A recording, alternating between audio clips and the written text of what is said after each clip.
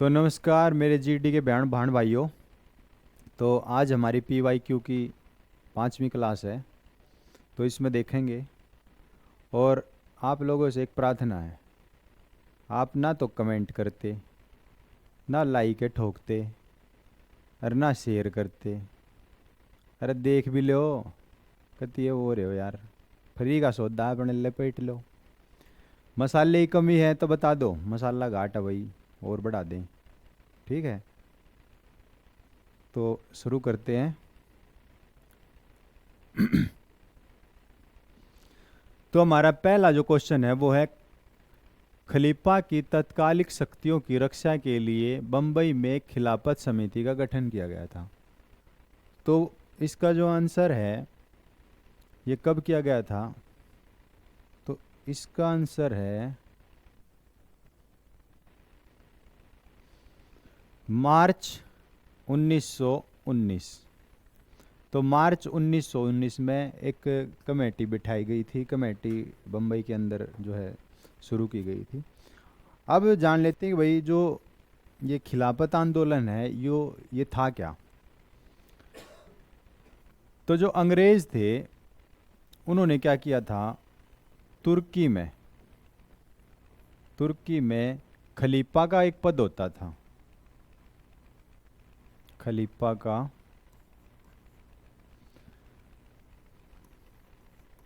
का पद, इस पद को अंग्रेजों ने समाप्त कर दिया था। तो ये पद कर दिया अंग्रेजों ने समाप्त, खलीफा का पद समाप्त कर दिया था।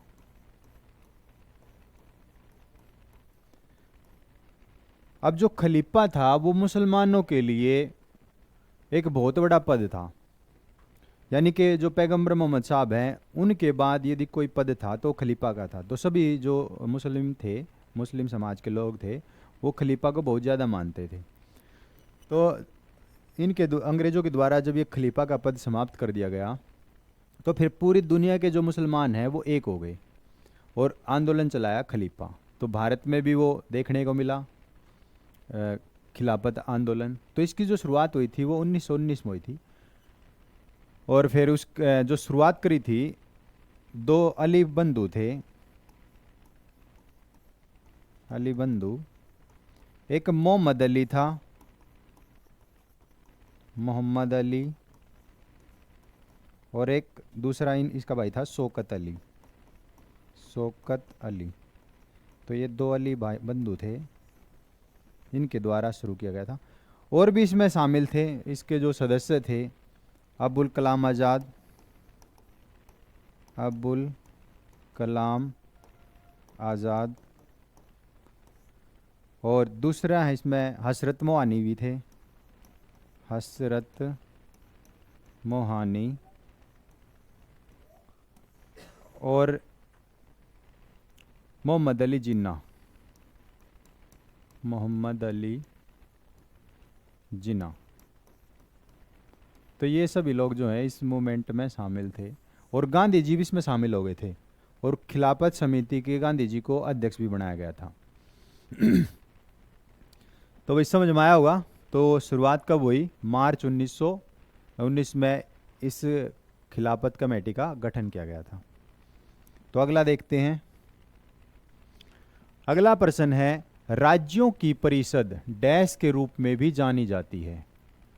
तो जो राज्यों की परिषद है वो किस रूप में जानी जाती है, यानी किसको कहा जाता है राज्यों की परिषद? तो इसका जो आंसर है वो है राज्यसभा। अब जैसे हम बात करें कि भाई संसद, जो हमारी पार्लियामेंट है, वो कौन से आर्टिकल में है? तो इसका 79। और राज्यसभा ये इसकी गिनती लगा लो, 79, 80। और लोकसभा है 81। जो हमारी संसद है उसके दो हाउस हैं, एक लोकसभा और एक राज्यसभा। यदि हम इसके अंग की बात करें तो अंग हैं 3, तो अंग की ये सदन है, इसमें दो सदन दो हैं और अंग हैं तीन। अंग तीन है। तो तीसरा जो अंग है वो है राष्ट्रपति। राष्ट्रपति आर्टिकल 52 में है ये। अच्छा, अब जो राज्यसभा है, जैसे इसको बोला जाता है राज्यसभा को, एक तो यही हो गया राज्यों की परिषद, दूसरा बोला जाता है उच्च सदन, प्रथम सदन, स्थायी सदन। ये कभी भी भंग नहीं होता और राज्यसभा से प्रत्येक 2 वर्ष में, हर 2 साल में 1/3 सदस्य रिटायरमेंट हो जाते हैं। 1/3 सदस्य सेवानिवृत्त हो जाते हैं। अच्छा भाई, उसके बाद यदि लोकसभा की बात करें तो लोकसभा जो है इसको बोला जाता है दूसरा सदन, निम्न सदन, निचला सदन, लोगों का सदन, जनता का सदन,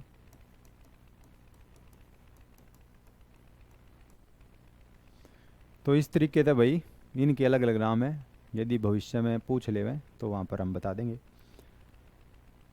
अच्छा, उसके बाद जैसे हाई कोर्ट की बात करें तो ये आर्टिकल 124 में है, और सुप्रीम कोर्ट की बात करें तो ये आर्टिकल, सॉरी उल्टा बता दिया, तो जो हाई कोर्ट है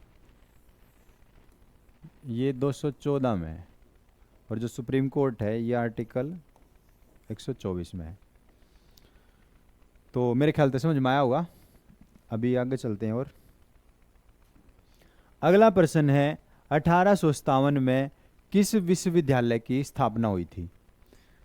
तो वो कौन सा विश्वविद्यालय था जिसकी स्थापना 1857 के समय की गई थी? तो 1857 में जो विश्वविद्यालय स्थापित किया गया था वो था बम्बई। तो बम्बई विश्वविद्यालय की स्थापना हुई। उसके अलावा जो ये 3 हैं इनका भी देख लेते हैं एक बार।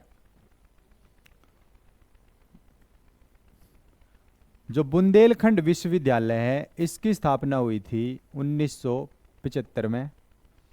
पंजाब जो विश्वविद्यालय इसकी स्थापना हुई थी 1882 में। और इलाहाबाद जो बना ये बना 1887 में। और बम्बई जो विश्वविद्यालय था इसके साथ कलकत्ता और मद्रास विश्वविद्यालय, तो इनकी भी स्थापना इसके साथ की गई थी। तो इस प्रश्न में इतना ही। अगला देखते हैं।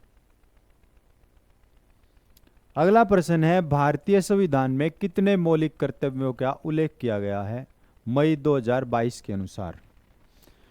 तो भारतीय जो संविधान है इसके अंदर वर्तमान में 11 मौलिक अधिकार हैं। तो 11 मौलिक अधिकार हैं भारतीय संविधान में। अभी थोड़ा सा हम डिटेल में जान लेते हैं।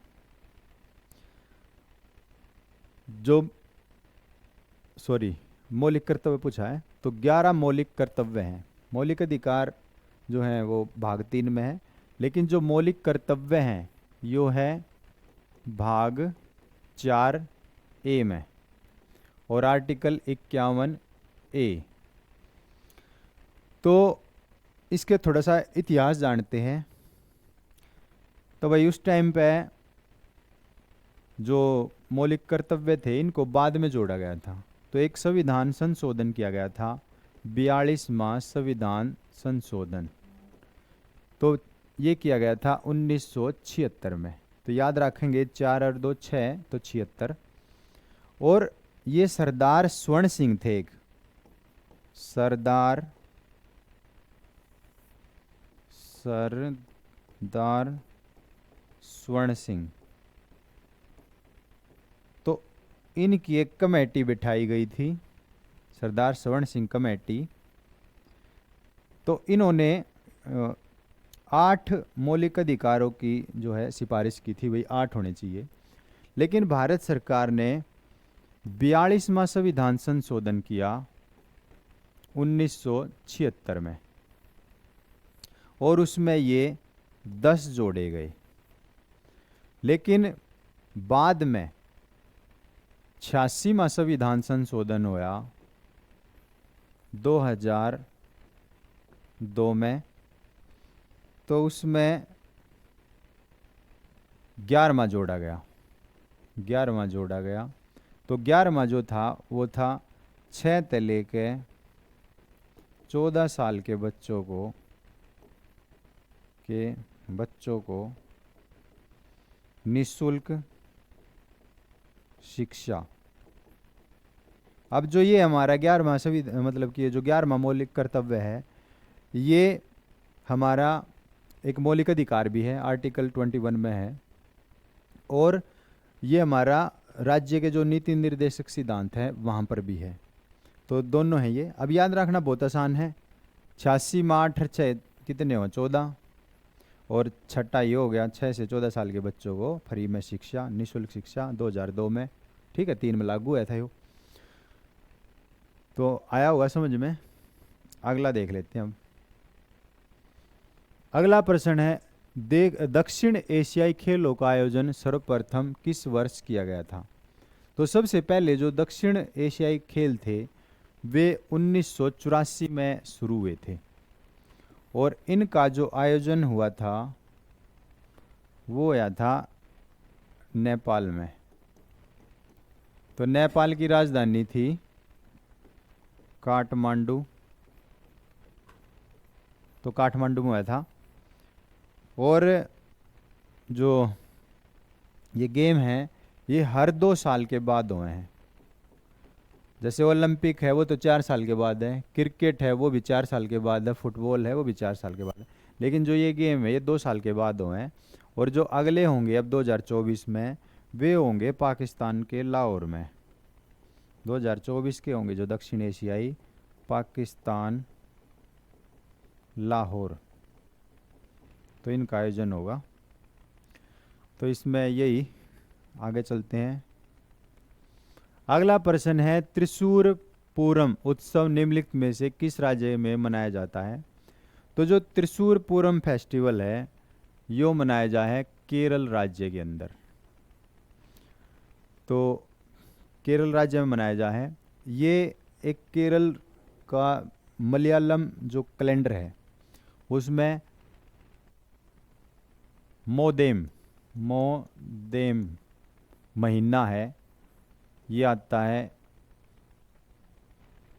अप्रैल। तो अप्रैल माह है यो महीना। तो उस टाइम पे त्रिशूर उत्सव मनाया जाता है। और ये जो फेस्टिवल है, उत्सव है, यो भगवान शिव की पूजा इसमें की जाती है, और आसपास के 10 मंदिर जो हैं वो शामिल किए जाते हैं। तो इसमें इतना ही। अगला देख लेते हैं। अगला प्रश्न है, भारत में सूचना प्रौद्योगिकी उद्योगों का प्रमुख केंद्र निम्न में से किसे माना जाता है? तो इसका जो आंसर है वो है बेंगलुरु। तो बेंगलुरु को सिलिकॉन घाटी कहा जाता है, सिलिकॉन घाटी। दूसरा है कश्मीर। जो कश्मीर है उसको केसर के लिए जाना जाता है, केसर। और केसर जो है दुनिया का सबसे महंगा मसाला है, दुनिया का सबसे महंगा मसाला, महंगा मसाला। तो केसर हो गया। उसके बाद भोपाल शहर है, इसको झीलों के शहर के नाम से जाना जाता है, झीलों के शहर। तो झीलों के यहाँ पे भोजराज जो हैं, तो भोजताल उन झील उनके द्वारा बनवाई गई थी। सूरत जो है इसको डायमंड शहर या सिल्क सिटी के नाम से भी जाना जाता है। तो डायमंड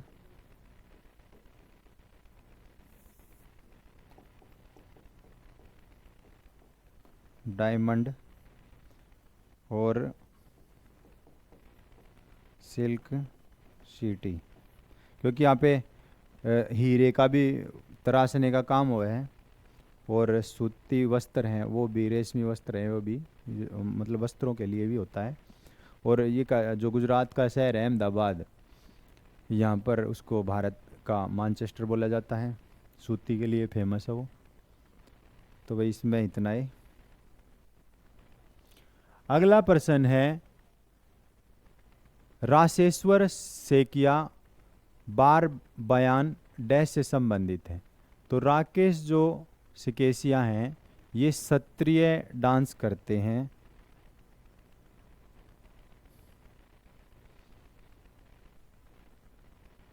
राशेश्वर तो क्षत्रिया, और जो क्षत्रिया है ये असम राज्य का है, और इसको सन 2000 में शास्त्रीय नृत्य का दर्जा दिया गया है। और जो शास्त्रीय नृत्य हैं उनकी संख्या वर्तमान में 8 है। ओडिसी ओडिशा का है, भरतनाट्यम ये तमिलनाडु का है, कुचिपुड़ी आंध्र प्रदेश का है। आंध्र प्रदेश, तमिलनाडु और ओडिसी उड़ीसा। तो तमिलनाडु यानी कि भरतनाट्य भाई तिल के लाडू खानते। आंध्र प्रदेश आंधे आदमी क्या खवा दी, कुची काची पूरी, ठीक है।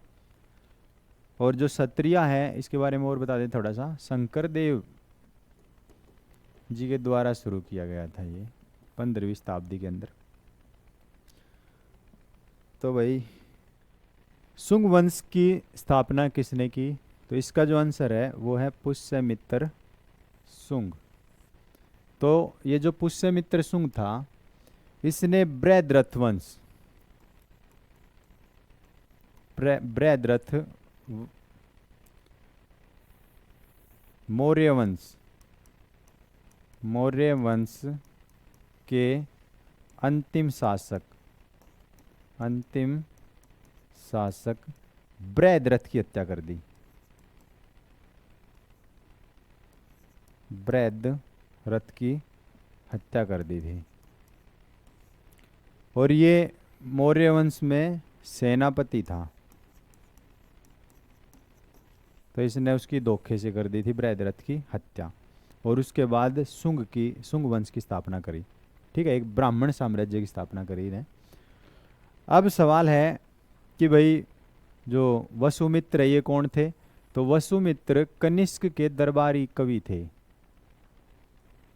कनिष्क के दरबारी कवि थे।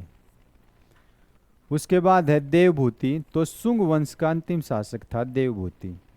ये शुंग वंश का अंतिम शासक है, अंतिम शासक। और अग्निमित्र ये दूसरा शासक था शुंग वंश का ही। तो इसमें इतनी जानकारी। तो भाई वीडियो को यहीं पे करते हैं। एक प्रश्न और है, ये और ले लेते हैं। चूंकि मौर्य साम्राज्य इतना बड़ा था इसलिए अलग अलग हिस्सों पर अलग अलग शासन किया जाता था। डैश के आसपास के इलाकों पर सम्राट का सीधा नियंत्रण था। तो वो कौन सा इसमें था? तो इसका जो आंसर है वो पाटलिपुत्र था, क्योंकि जो मौर्य साम्राज्य है इसकी जो राजधानी है वो पाटलिपुत्र है। तो मेन जो शासक बैठता था वो पाटलिपुत्र में और वहीं से कंट्रोल करता था। तो अब सवाल है कि भाई मौर्य वंश की स्थापना किसने करी? तो चंद्रगुप्त मौर्य ने करी।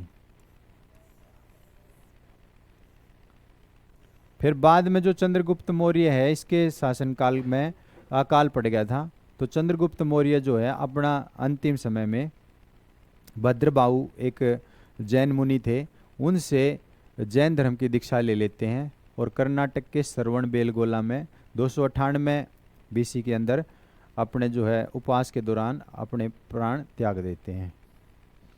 तो इन्होंने क्या किया, जैन मुनि भद्रबाहु,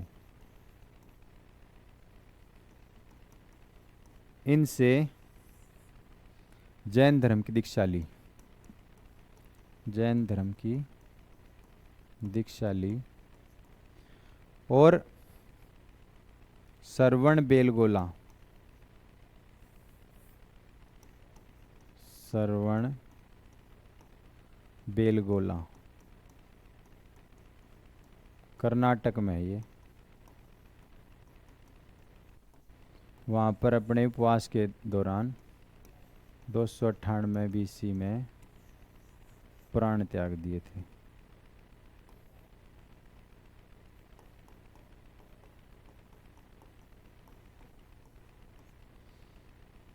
तक्षशिला ये भाई पाकिस्तान में है वर्तमान में भी।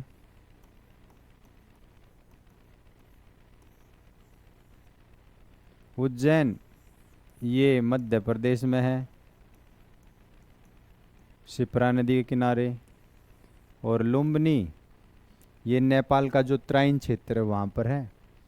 तो यहाँ पर महात्मा बुद्ध जो भगवान बुद्ध थे उनका जन्म हुआ था, भगवान बुद्ध का जन्म हुआ था। तो भाई आज की वीडियो में इतना ही। तो भाई वीडियो को लाइक करना, शेयर करना, कमेंट करना और कमेंट करके बता दिया करो कि भाई किसी लागी, अरे अच्छी लागती हो वह बता दो, बूंदी लागती हो वह तो कुछ तो बताओ, तो हम कहती यार। तो सभी भाण भाइयों ने हाथ जोड़ कर राम राम। तो कमेंट ज़रूर करना भाई। तो धन्यवाद।